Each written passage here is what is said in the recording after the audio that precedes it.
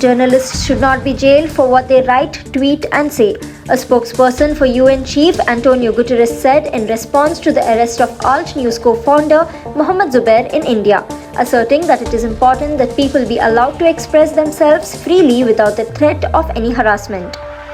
Fact-checking website Alt News co-founder Zubair was arrested by the Delhi police on Monday for allegedly hurting religious sentiments through one of his tweets posted in 2018. He was produced before a magistrate who sent him to police custody for a day.